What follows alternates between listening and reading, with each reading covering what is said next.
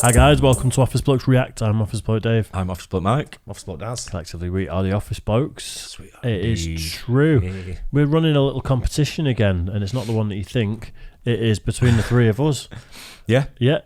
Each of us picks a video. It can't be something we've reacted to before, or a comic we've reacted to before, or a TV show, or anything like that. We've each got a week, 7 days to see who gets the most views within those 7 days. And we all put £5 down, and then winner takes all. Big money. I know, yeah. Big cash. Buy yourself half a litre of gasoline. Yep. If you're lucky. The way the prices are going, I don't know. Yeah. I did Gilbert Gottfried, Hitler's grandson. You just did Abbott and Costello. Abbott and Costello, which was actually pretty good. And Yeah, excellent, yeah. I'm a bit worried now, actually, because I can see that going down pretty well. I'm very, very, very worried. Yeah. And, Remember he won the first one? Remember he won the first one, boys? You got some catching up to do. Yeah. Wow. And Mike couldn't think of one, so we were chatting before, and I said, "What about someone like Reginald D. Hunter, or one of these comics?" He is funny though, Reginald D. Yeah, Hunter. I've not seen him on telly for a while actually, but I think he's more based out in the UK, isn't he? Yeah, I would guess. Is he? I think so. Yeah. But I know he's been doing stuff over here for years and years. I've always liked him. It'd be interesting to see if any of our North American friends would know who he is. Absolutely, I'm not sure how big he is over the other side. Yeah. He's quite big over here. Yeah, that's one of the reasons I'd like to do it, see how it flies, and see what reaction we get from over in the US. Actually, be interesting stuff. Don't pretend there's method behind your madness, Mike. You just panicked. I actually thought you would have pulled out Bill Hicks, but yeah, I gave you that on play as well. I said Bill Hicks earlier today.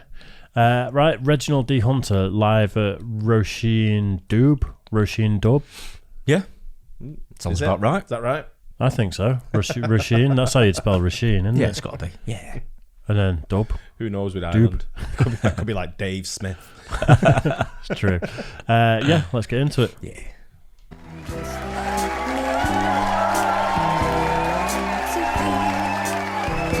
What a tune to come out to as a comic.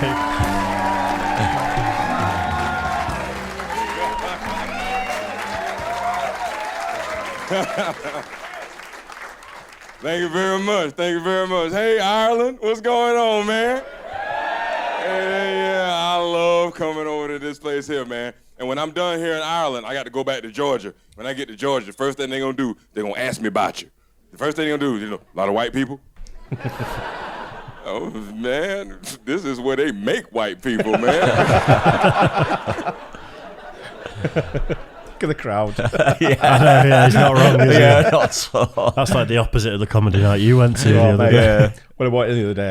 I was at the bar when the compare came on. I was just finishing up, and I just heard him go, I see there's a few white people in here. And he was like, me, my wife, and another couple. That was it. Everyone else was black. I guess. I was like, hello? Yeah. I guess because he's a bit of a staple on TV over here on the panel shows. Maybe if he lives in Georgia, it's because of COVID that we've not seen him.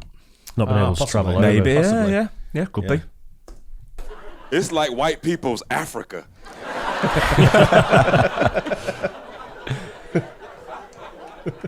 I was in America recently, and I have a bit of American guilt. I wasn't there when September 11th happened, and I feel like I should have been there. I don't know what I would have done, but I should have been there, Maybe like 10 less people would have died if I was there or something like that. I don't know. I wasn't there when Hurricane Katrina happened in New Orleans. And I remember I was sitting in London watching the coverage of Hurricane Katrina. And I'm looking at the coverage, I'm looking at Americans like me in the streets, robbing, looting, just to survive. Well, I'm American, I'm civilized. I've read a book, been to a couple of plays, But the reality is I'm probably just one big thunderstorm away from sucking cock for potatoes.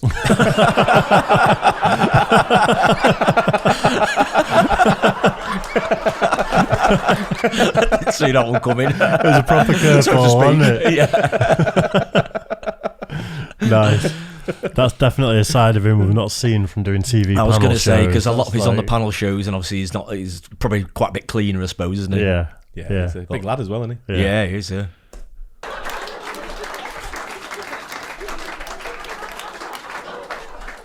I'm not happy about this. I'm not gay, so my cock-sucking skills ain't nothing to brag about. I don't really like like potatoes all that much either. Yeah, man, I love it over here, man.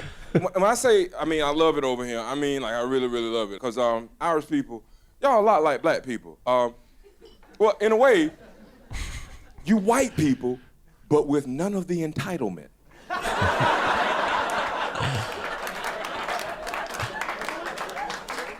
It's an incredible thing, man.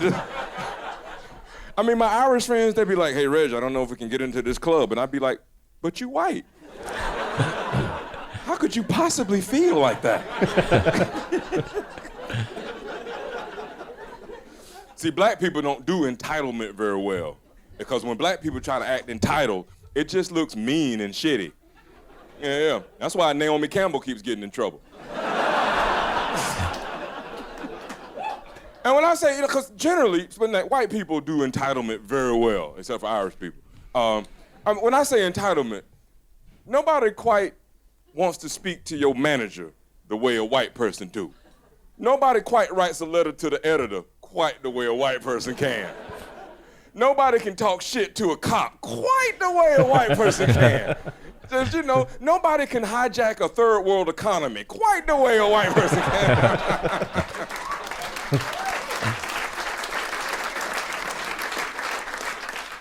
And I'm not being racist. Black people, we can hijack third world economies, but we tend to have to live where the economy is that we hijacking. White people can do it from other countries. I'm calling from Sweden. Fuck up Nigeria. And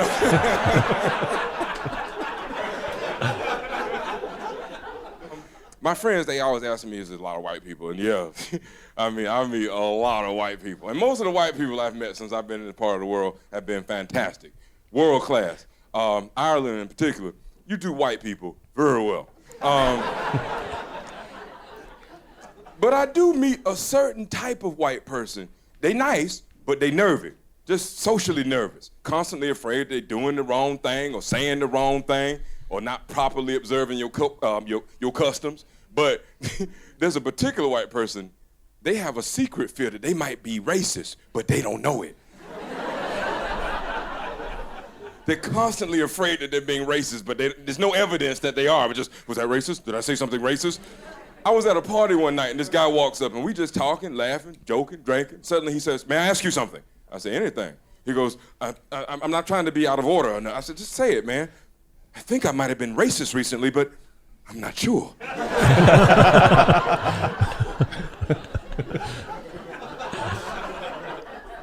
I said, okay, this again. Go ahead. He says, I was in a cinema last Tuesday, and I bumped into a black guy. And I said, sorry, didn't see you. Now,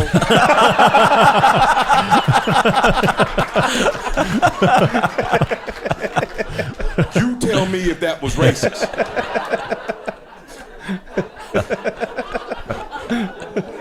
Oh, no, man. Fuck, was there hatred in your heart when you said it? And I'm not having to go. If you are one of these such white people who are socially nervy and worried about being racist, just good on you that you care enough about your own behavior to check yourself, but don't overdo it. Because if you overdo it, you just make yourself socially neurotic. And plus, if you're worried about being racist when there's no evidence that you have been, then you also make yourself vulnerable and susceptible to con men. Con men like Nelson Mandela. So, Nelson Mandela makes most of his money now by traveling around the world blessing white people for a fee.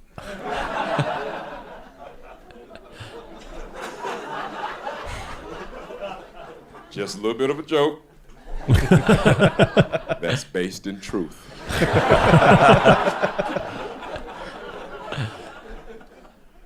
Man, but see, it's hard to hear something like that because, there's some things that you accept as truth or real, and it sounds like, oh my God, how you attacking that or whatever. Like, there's some things like we accept as basic truth, like men are naturally violent. No, they ain't. A man that has the ability to eat every day and see that the people he loves can eat and have some sense of self-respect for what he do every day, he has a tendency not to need to knock another motherfucker in the head.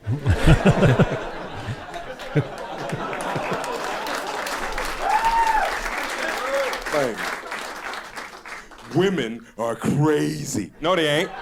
No, they ain't. No, they ain't. Not mentally. And that emotional stuff happens after they get to this planet. I was at a party one night, a housewarming party. Cause I care about houses. And I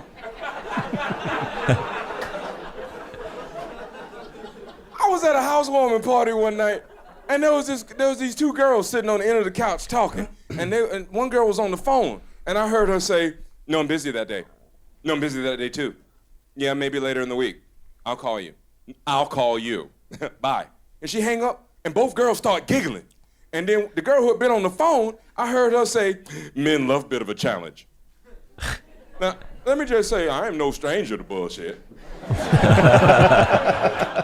I hear bullshit every day, all day sometimes. I'm 41. I got an agent, I watch the news, I've been in relationships, I'm used to bullshit. But sometimes you hear a piece of bullshit that is so fantastic, you cannot be a dirty cop and look the other way.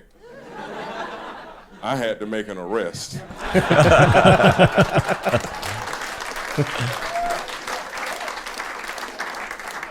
I was like, "Excuse me, ma'am, did I just hear you say that men love a bit of a challenge?" She's like, "Yep, that's exactly what I said." I said, "Really?" I said, "Could you tell me where you got that piece of information from? Did you get that piece of information from a man? Or did you get that from maybe other women or your dad?" And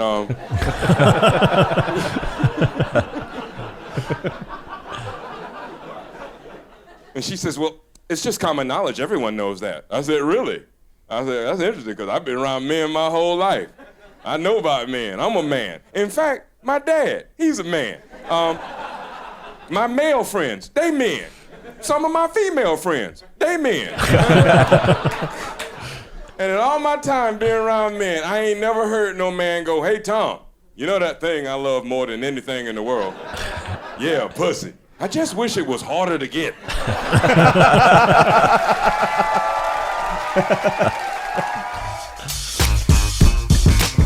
Very good. Yeah.